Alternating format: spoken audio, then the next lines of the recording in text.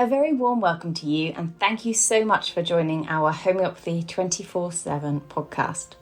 We are going to be speaking to an array of international guests who will share their knowledge and experiences of homeopathy with you. We will discuss all types of subjects such as remedies, symptoms, and stories of health. No matter where you are with your homeopathic journey, we aim to inspire you on your quest to natural health and living. The podcast is brought to you by Mary Greensmith, the founder of Homeopathy 24/7, which is a global platform connecting you with a homeopath wherever you are in the world, 24 hours a day. So let's get started with today's chat. Please welcome Mary Greensmith. Hello, lovely to see you. Thank you so much for joining us today. And I'm really pleased to be able to welcome Karen Runacres from Cornwall. Thank you for joining us, Karen. Hello, Mary. How are you today? I'm good. It's just, we were just saying, weren't we, how pleased we are that the sun is out. And actually, the first day, we've got a really good temperature going on here in southwest England.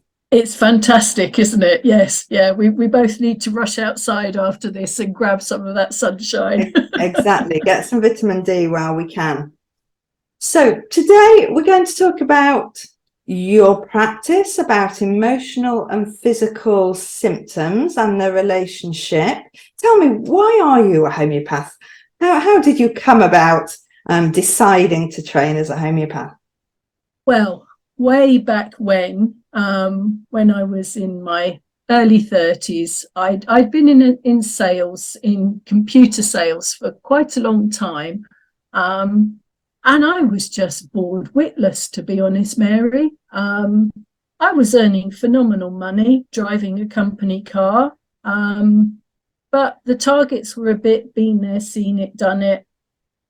Didn't inspire me anymore. And I didn't appreciate working for stockholders and lining their pockets. And I started to look for something more meaningful.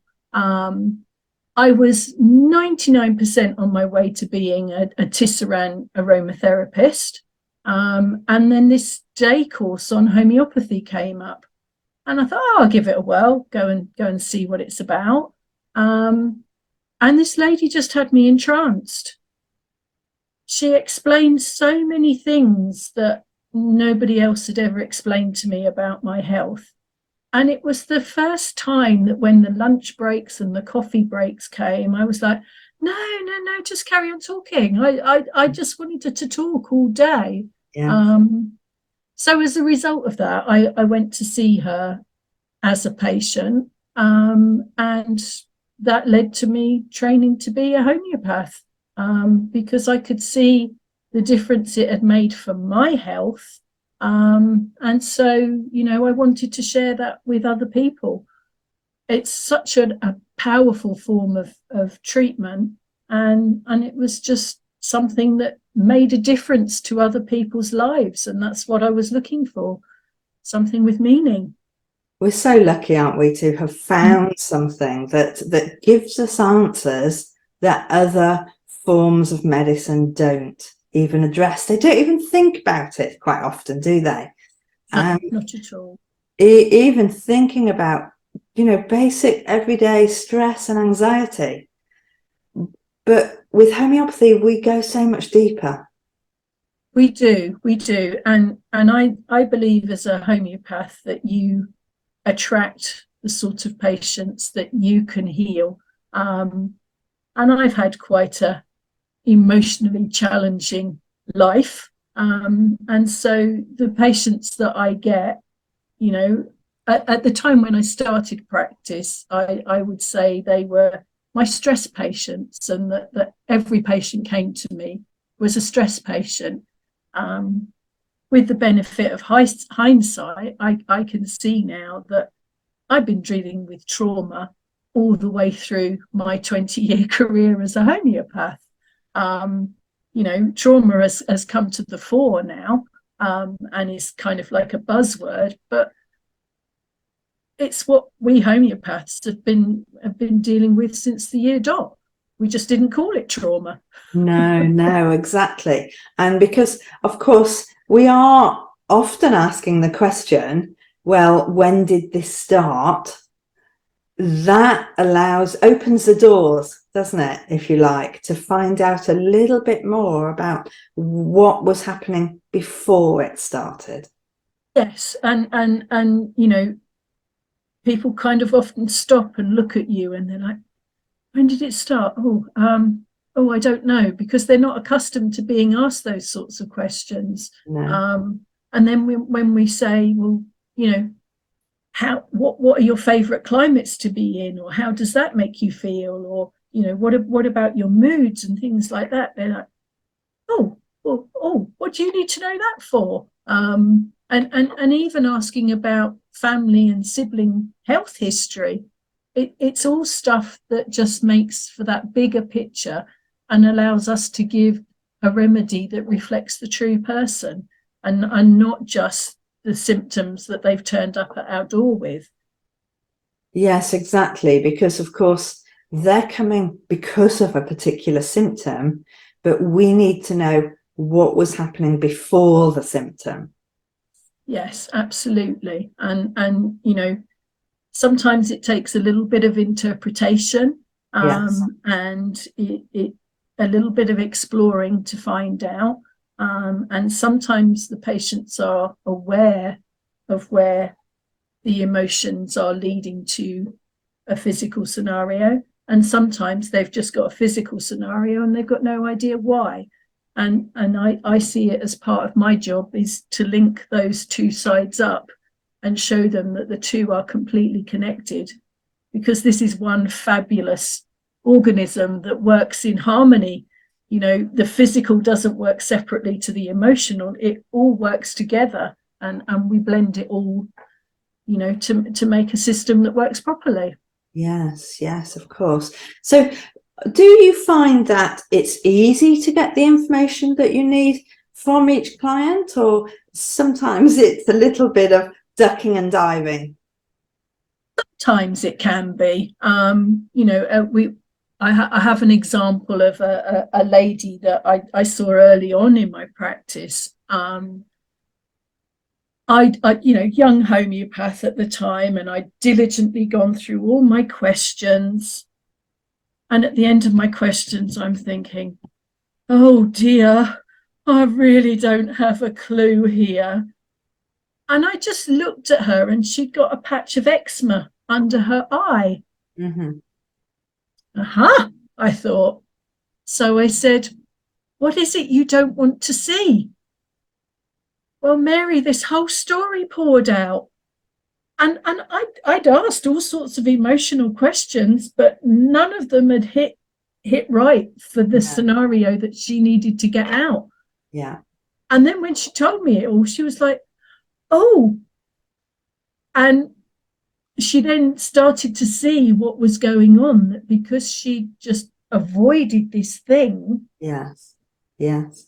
That was what was making her feel uncomfortable and unwell. So we talked it through. She had a remedy.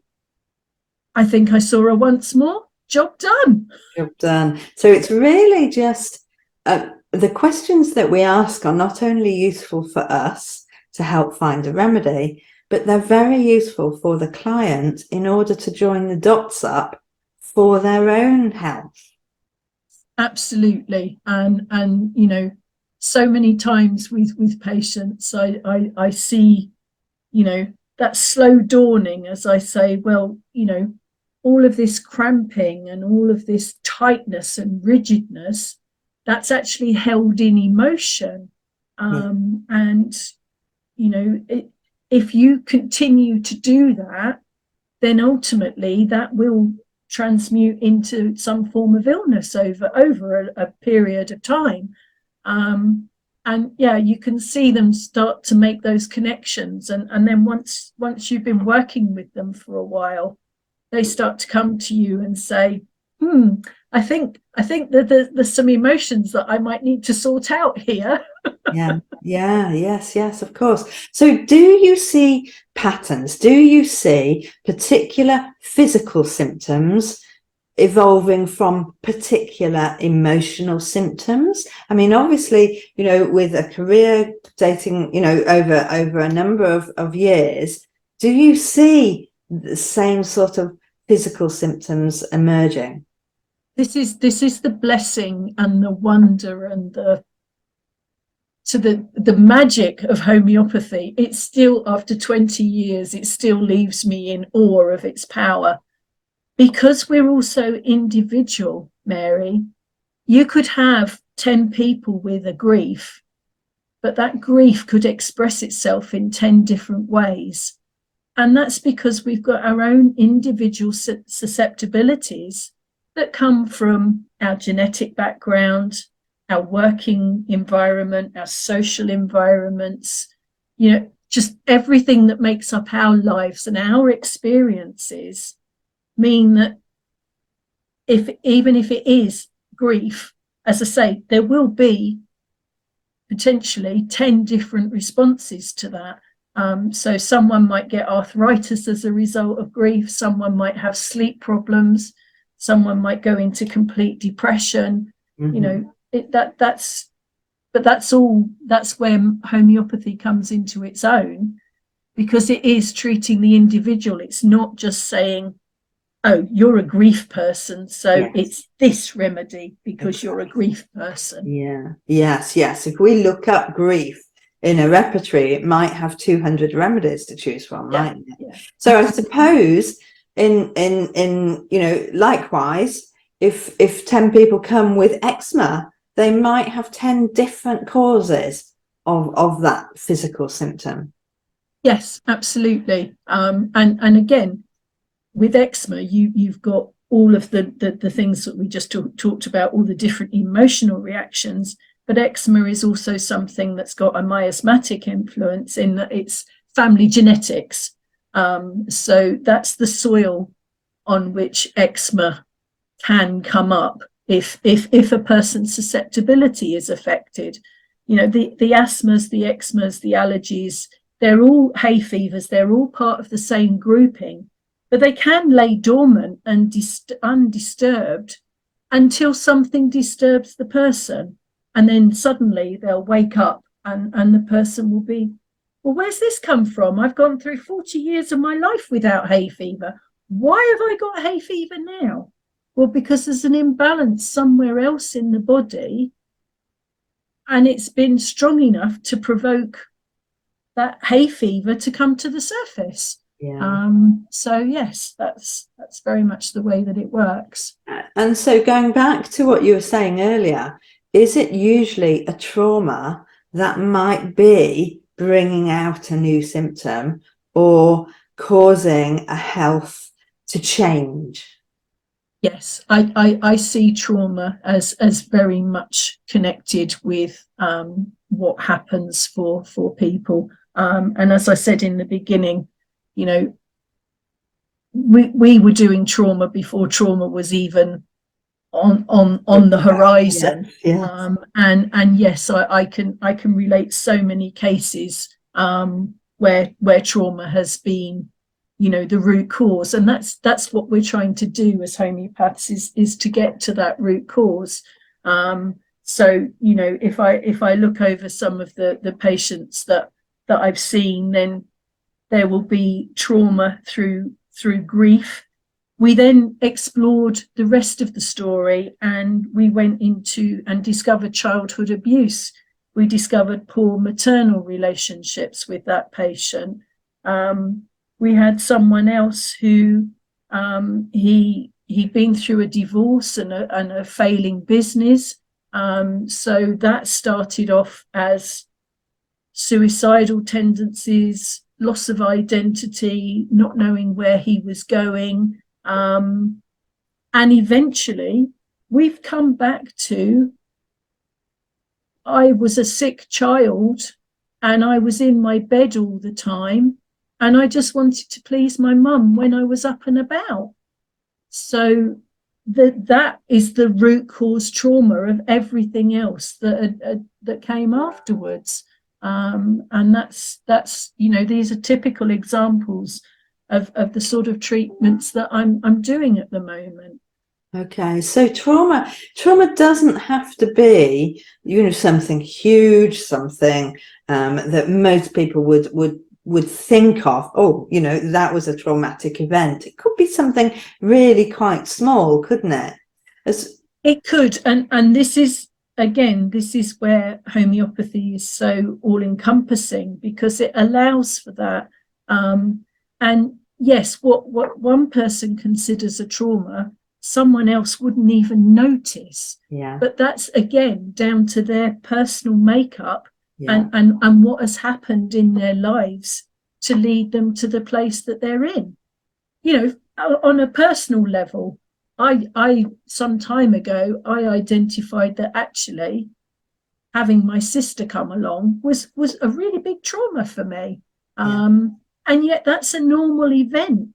And sometimes when I've said that to people, they look at me like, really? But that's normal.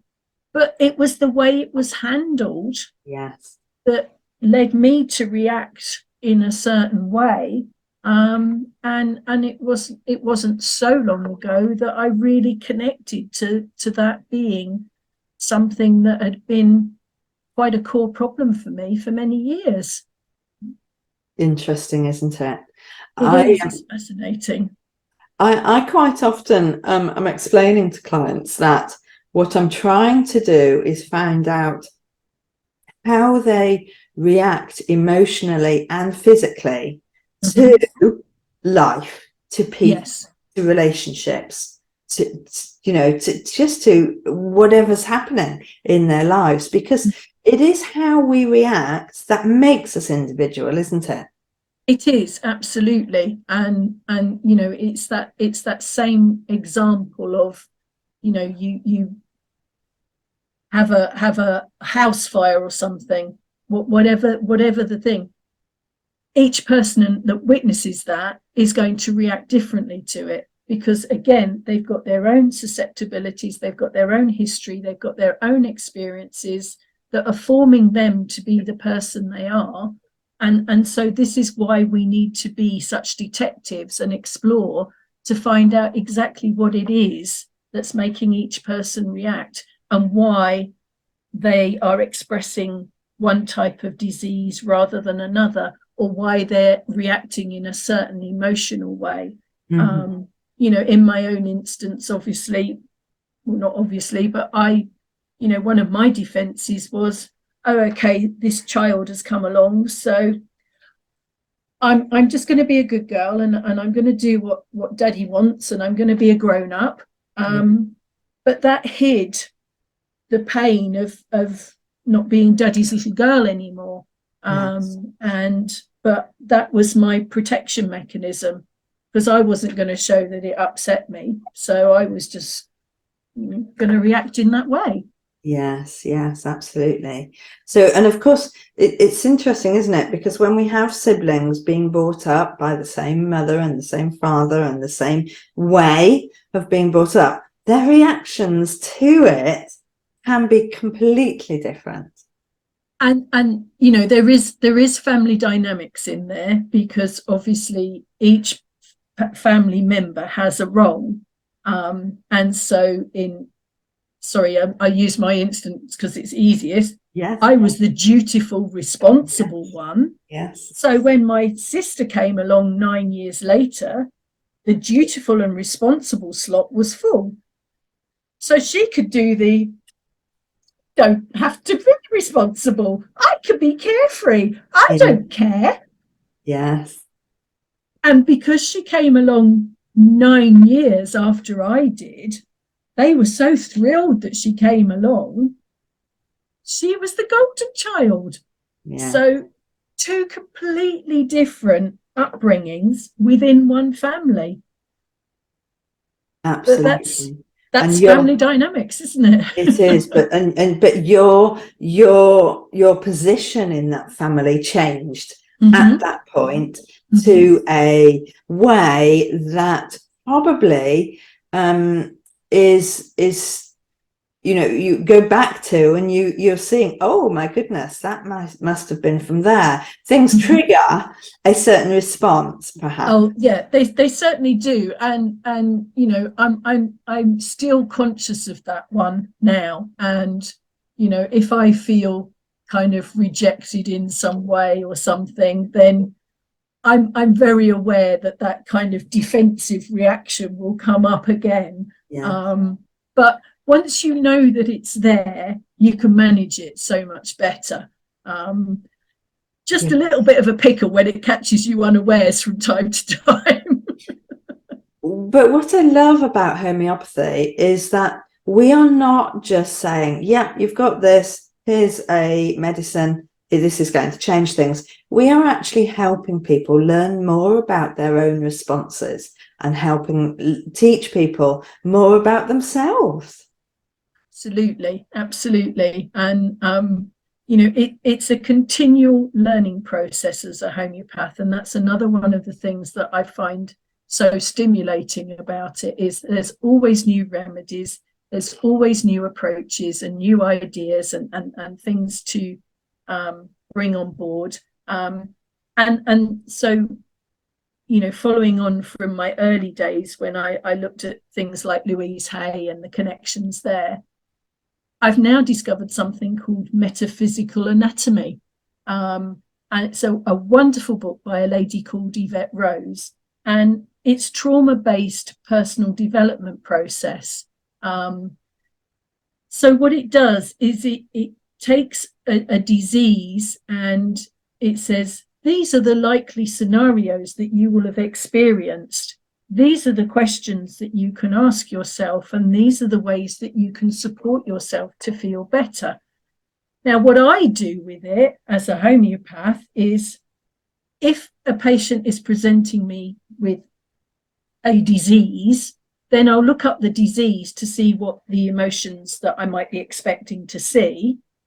But equally, it can work the other way, in that, you can hear the emotions and then see, if we don't get on top of this, then potentially arthritis might come along. We might see that, or sleep problems might come along, or a thyroid problem might come along.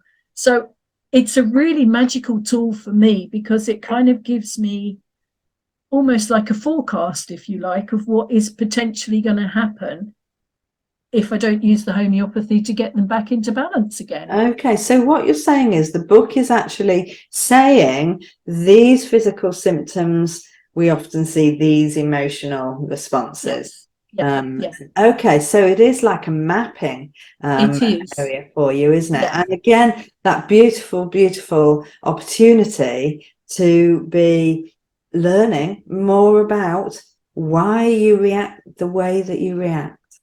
Absolutely. And I could just give you a couple of examples. So if you looked up arthritis in the book, she would describe symptoms of rigidity and lack of flexibility and stubbornness, and kind of a problem with the fact that you don't say no, and then you feel put upon, and then you feel resentful because you didn't say no. But you can see how all of that is going to relate to cramped up hands and wobbly lumps on the body and pain, and because resentment can get quite hard if we don't deal with it. So that's how it expresses itself, and hopefully that gives you one clear example of the way that I work with the book. That's brilliant. Give us one more example. Okay, so if you look at sleep, for example, sleep's something that we all need. It's vital to our health. But actually, when we have problems sleeping, it's because we're uncomfortable with an element of our life. There's something not sitting right, but we don't know what. And there's a part of us that's trying to puzzle it out and see what's going on. And we feel incomplete. We feel, I don't know I don't understand myself at the moment. And things just don't flow because you don't let go easily, because you're like, but what is it? But what is it? What's going on? You feel unsafe. And the chances are it's probably very much suppressed emotions that are saying, do you know what? Hello, it's about time we came to the surface. Can you let us out? We need to come and be expressed because you've held us down for so long, and we really do need to come up and be addressed, because otherwise we'll go the other way and we'll cause chaos in your body. Yes, absolutely. Gosh. Okay, so also what we're saying then there is that as one thing changes, as a symptom, comes out effectively, as a symptom is released, as long as it's able to be released completely, then it's not going to go back down into the body and come out as something else. No, that's right. Well, that's what we're hoping, is that, if we can really clear something out of ourselves, then it's done. It's gone away. But obviously, you have to be mindful, as I have to be mindful. And okay, so little sister's annoying me at the moment. All right, because we do get into familiar patterns. Yes. And until we completely break those patterns, we can fall back down that rabbit hole again. But once you've had these things identified, then you're much more in tune with yourself and your emotions and your body, and you're much more likely to catch yourself quite quickly with it. Excellent. It's just so much to it, isn't there? That, it's not just a little white tablet, is it? It's a whole structure of understanding life. And when you think about it, what we've done here is we've just talked about the relationship of trauma and the body. We've touched on miasmatic stuff. We haven't mentioned detoxing at all. We haven't mentioned so many other ways that homeopaths work. This is just one area, and it's huge. Yes, isn't it just? I think we might have to meet again, Karen, and take this a little bit deeper, because as you said, we've not even scraped the surface of what we have in our toolkit. Absolutely. Well, I look forward to talking to you again soon, Mary. Thank you very much for coming in. Lovely to see you. Thank you, Karen, for coming in today. It's so important for us to talk more about the relationship between our physical and emotional symptoms and trauma that has happened in the past. Next week, I will be talking to you and introducing you to our new project, Naturally Minded Publishing. We will be letting you know about the new books that we are creating: homeopathy, natural remedies, mindset, stress management, all sorts of aspects of you taking back responsibility of your health and how you can maintain better health. I look forward to seeing you then. I hope you can make it. Thank you. We hope you enjoyed today's episode and look forward to listening to our next one. Please don't forget to follow our podcast on your chosen channel, and please do leave us a review so we can continue to share homeopathy with as many people as possible. If you do have any questions, please do reach out to us on any of our social platforms mentioned in the show notes. We at Homeopathy 24/7 hope to empower you on your natural health journey.